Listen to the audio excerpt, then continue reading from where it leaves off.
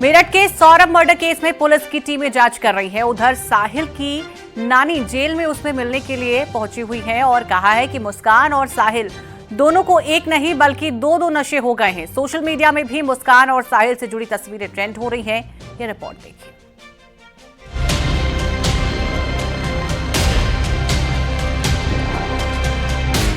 भगवान कसम सूर्य नारायण में बहुत दुख है। मेरठ के चर्चित सौरभ हत्याकांड के आरोपी साहिल से पहली बार जेल में उसकी नानी ने मुलाकात की। साहिल के लिए नमकीन और कपड़े लेकर पहुंची नानी ने सौरभ की मौत पर दुख जताते हुए कहा कि घटना बेहद दर्दनाक है। भगवान कसम सूर्य नारायण में बहुत दुख है। नानी ने कहा कि दोनों को दो नशे हो गए हैं। नशे के आदी तो दोनों ही हैं। दूसरी ओर आदमी को औरत का नशा और औरत को आदमी का नशा भी हो गया है।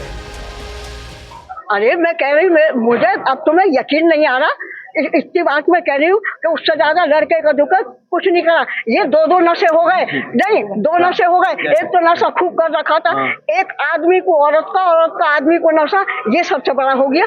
जी हाँ, मैं आपको बता दूं कि पुलिस पूछताछ में जो मुस्कान ने पुलिस के अफसरों को बताया वो काफ़ी चौंकाने वाला है। मुस्कान ने कहा कि सन 2021 में सौरभ के साथ उसका तलाक का मुकदमा शुरू हो गया था। उसके बावजूद सौरभ अपने खास दोस्त पंकज और उसकी माता यानी मुस्कान की जो माता है उसके साथ मिलकर मुस्कान की रेकी करा रहा था। उसके घर पर लगातार कौन आ रहा है कौन जा रहा है, इस बात से चिढ़ने के बाद वो सौरभ से काफ़ी खफा थी, काफ़ी नाराज चल रही थी। और नवंबर 2024 में उसने सौरभ को निपटाने का पूरा प्लान साहिल के साथ तैयार कर लिया था, जिसके लिए ड्रम दवाइयाँ सब कुछ तैयार कर ली थी। घटना से कुछ घंटे पहले सौरभ का जो खास दोस्त है वो सौरभ के साथ उसके घर पर गया खाना देने के बाद लिए, और खाना देने के बाद सौरभ और मुस्कान की काफ़ी हाथापाई हुई, लड़ाई हुई, झगड़ा हुआ। साहिल के नानी ने नियम के मुताबिक मुलाकात की पर्ची लगाई थी। जेल मैनुअल के तहत परिजनों को मिलने की अनुमति होती है और नानी भी इसी श्रेणी में आती हैं, इसीलिए उन्हें मिलने दिया गया। साहिल को जेल के भीतर अभी तक किसी काम में नहीं लगाया गया है। 10 दिन पूरे होने के बाद ही उसे जेल के किसी काम में शामिल किया जाएगा।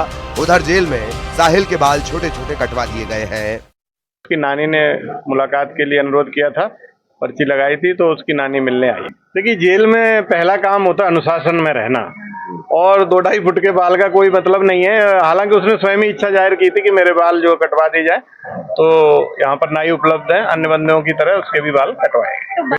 मेरठ में सौरभ के परिवार पर दुखों का पहाड़ टूट पड़ा है। कातिल मुस्कान और उसके बॉयफ्रेंड साहिल की रातें जेल के भीतर अब तन्हाई में कट रही हैं। फिलहाल पुलिस की टीमें घटना के सबूत जुटा रही हैं, जिससे कातिलों को कानूनी रूप से अंजाम तक पहुंचाया जा सके। निखिल अग्रवाल, न्यूज़ 18, मेरठ।